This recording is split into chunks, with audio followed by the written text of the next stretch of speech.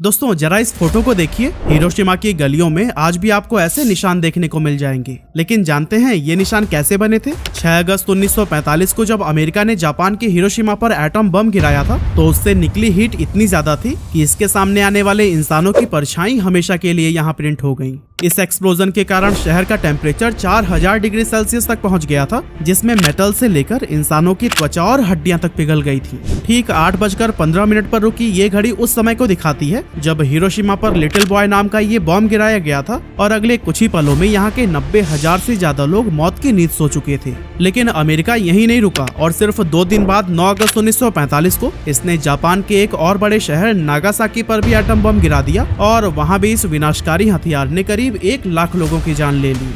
अब दोस्तों इंसानियत को शर्मसार करने वाला कुछ ऐसा ही नरसंहार हमें ब्रिटिश राज के दौरान भी देखने को मिला था, जब भारत के लाखों लोगों को या तो मौत के घाट उतार दिया गया था या फिर उन्हें बेसहारा मरने के लिए छोड़ दिया गया। यही कारण है कि आजादी के 75 साल बाद भी ज्यादातर भारतीय ब्रिटिशर्स से बहुत नफरत करते हैं और आज भी हमारे दिलों में वो दर्दनाक यादें जिंदा हैं। लेकिन वहीं अगर हम जापान की तरफ देखें तो करीब 70% जापानीज लोग अमेरिका को पसंद करते हैं और उसे अपना सबसे भरोसेमंद साथी मानते हैं। ऐसे में दोस्तों सवाल उठता है कि इतनी खतरनाक तबाही और ह्यूमन हिस्ट्री के सबसे विनाशकारी हमले के बावजूद वो क्या रीजंस है कि जापानीज लोग आज भी अमेरिका को पसंद करते हैं। साथ ही हमें ये भी जानना होगा कि वर्ल्ड वॉर 1 में जर्मनी के खिलाफ साथ मिलकर लड़ने वाले अमेरिका और जापान के बीच ऐसा क्या हुआ कि उनकी दुश्मनी ने तबाही की दास्तां लिख दी। पर दोस्तों इससे पहले कि हम इन दोनों देशों के बीच की दुश्मनी पर बात करें, मैं आपको उस दौर में ले जाना चाहता हूं जब जापान और अमेरिका के बीच दोस्ती की नींव रखी गई थी।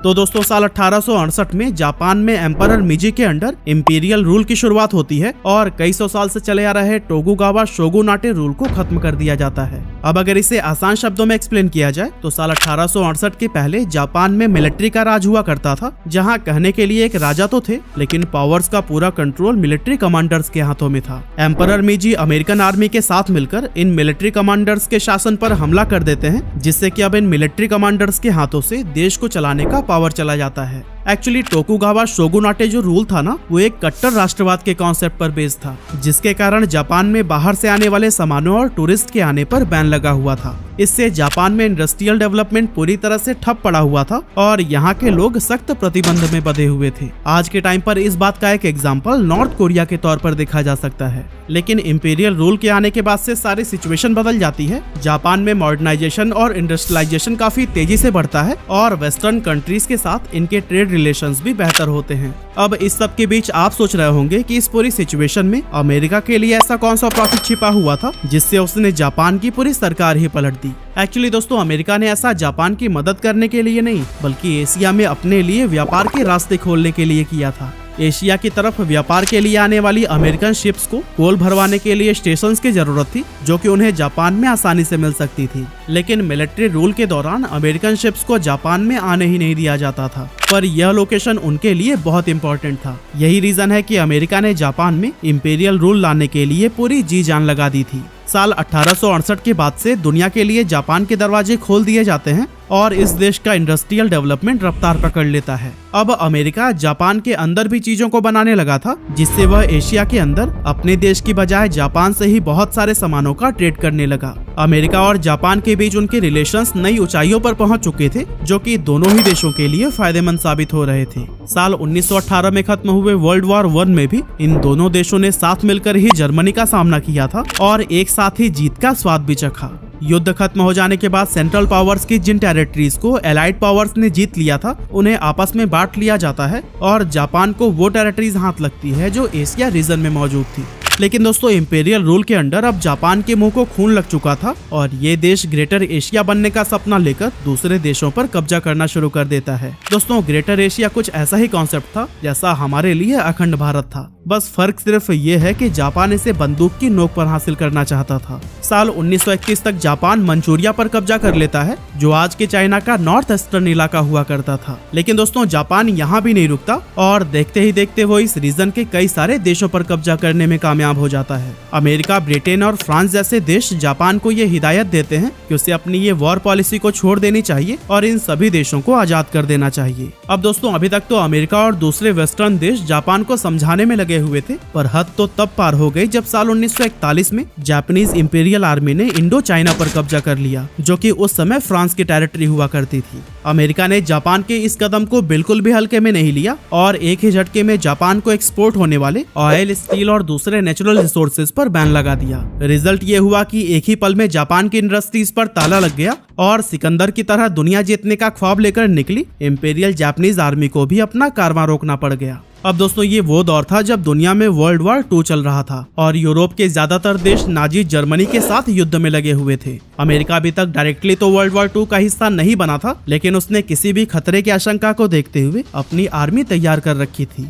अब ये तो हुआ अमेरिका का पॉइंट ऑफ व्यू, जहां उनके अकॉर्डिंग वो अपनी आर्मी को डिफेंस के लिए तैयार कर रहे थे। लेकिन दूसरी ओर जापान के एम्परर हिरोहितो ये मानकर बैठे थे कि अमेरिका अपनी आर्मी उन पर हमला करने के लिए तैयार कर रहा है। खुद पर हमले की आशंका को देखते हुए जापान युद्ध के पहले ही अमेरिका को कमजोर करने की साजिश करता है और 7 दिसंबर 1941 को यूएस के एक नेवल बेस पर हमला कर देता है। ये हमला इतना अचानक से किया गया था कि अमेरिका को भनक भी नहीं लगती और इस अटैक में यूएस की 12 बैटलशिप्स और 150 से भी ज्यादा एयरक्राफ्ट बर्बाद हो जाते हैं। साथ ही जापान के इस हमले में 2400 से भी ज्यादा अमेरिकन की मौत हो जाती है और करीब 1200 लोग बुरी तरह से घायल हो जाते हैं। अभी तक वर्ल्ड वॉर 2 में शामिल होने से बचती आ रही अमेरिका को भी न चाहते हुए युद्ध में कूदना पड़ जाता है और अमेरिका के उस समय के प्रेसिडेंट फ्रैंकलिन डी जापान के खिलाफ युद्ध की अनाउंसमेंट कर देते हैं। अब दोस्तों यहाँ जापान नाजी जर्मनी से हाथ मिला लेता है और दोनों देश मिलकर अमेरिका पर हमला बोल देते हैं। साल 1941 से 1945 की शुरुआत तक ये युद्ध लगातार चल रहा था और अमेरिका इन 4 सालों में अपने 12 लाख से भी ज्यादा सैनिकों को खो चुका था।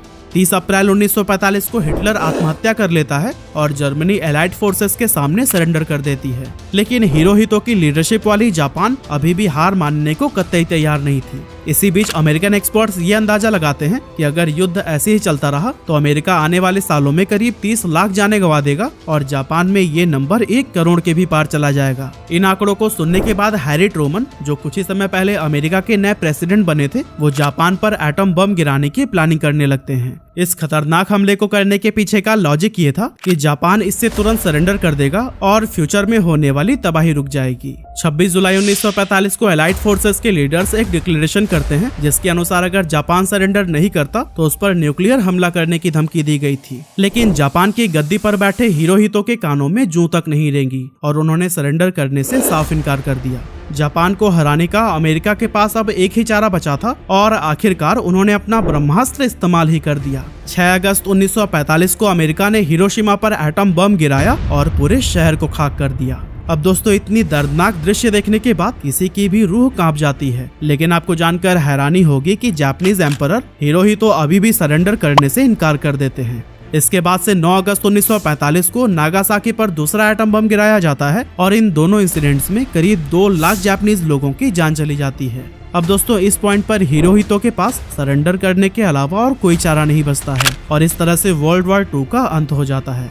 पर दोस्तों हमारा मेन सवाल तो यही है ना कि आखिर इस दर्दनाक मंजर के बावजूद भी जापानीज लोग अमेरिकन को पसंद क्यों करते हैं और आज भी अमेरिका जापान का सबसे बड़ा एलाय यानी कि मित्र कैसे बना हुआ है। अब दोस्तों इसका जवाब शायद अमेरिका के उन स्टेप्स में छिपा हुआ है जो कि उन्होंने वर्ल्ड वॉर 2 के खत्म होने के बाद उठाए थे। अमेरिका जापान पर कब्जा कर लेती है, लेकिन उनका मकसद यहाँ राज करना नहीं बल्कि जापान को इंपीरियल रूल से निकालकर डेमोक्रेसी की ओर ले जाना था। हिरोहितो जो जापान के इंपीरियल रूलर हुआ करते थे, उन्हें सिंबॉलिक लीडर बना दिया जाता है और जापान में डेमोक्रेटिक गवर्नमेंट बनाई जाती है। अमेरिका और दूसरे वेस्टर्न कंट्रीज जापान को उनका कॉन्स्टिट्यूशन डेवलप करने में मदद करते हैं, जो कि पूरी तरह से इन्हीं देशों के ही कॉन्स्टिट्यूशन से इंस्पायर्ड हुआ करता था। जापान की फाइनेंशियल हेल्प की जाती है और वहाँ इंडस्ट्रीज के रिस्टोरेशन का भी पूरा जिम्मा अमेरिका अपने कंधों पर ले लेता है। यहाँ तक कि अमेरिका ने जापान की मदद करने के लिए अपनी एडवांस टेक्नोलॉजी को भी जापान के साथ शेयर किया था, जिससे कुछ ही सालों में यहाँ इंडस्ट्रियल ग्रोथ बहुत हाई हो जाती है और जापानीज कंपनीज अमेरिकन मार्केट में जाकर अमेरिका की ही कंपनीज को कॉम्पिटिट करने लगती हैं।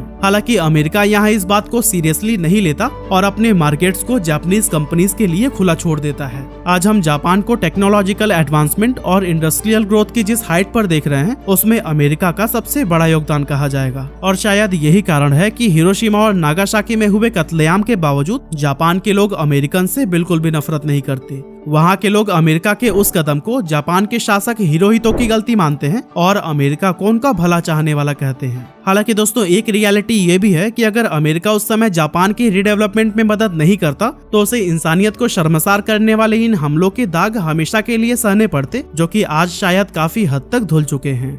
अमेरिका जापान के कॉन्स्टिट्यूशन के आर्टिकल 9 में एक ऐसा क्लॉज डालता है जो जापान के लोगों को 2 हिस्सों में बांट देता है। आर्टिकल 9 के अकॉर्डिंग जापान पर रेस्ट्रिक्शंस लगाई गई थी कि वो कभी भी अपनी आर्मी मेंटेन नहीं कर सकते और किसी भी युद्ध में शामिल नहीं हो सकते। ये रूल साल 1952 तक वैलिड रहता है, लेकिन उसके बाद इसमें कुछ बदलाव कर दिए जाते हैं। एक्चुअली दोस्तों इस समय तक अमेरिका और सोवियत यूनियन के बीच कोल्ड वॉर शुरू हो चुका था और अमेरिकन आर्मी को ये डर था कि अगर वो जापान में रहे तो शायद सोवियत यूनियन उन पर हमला बोल देगी।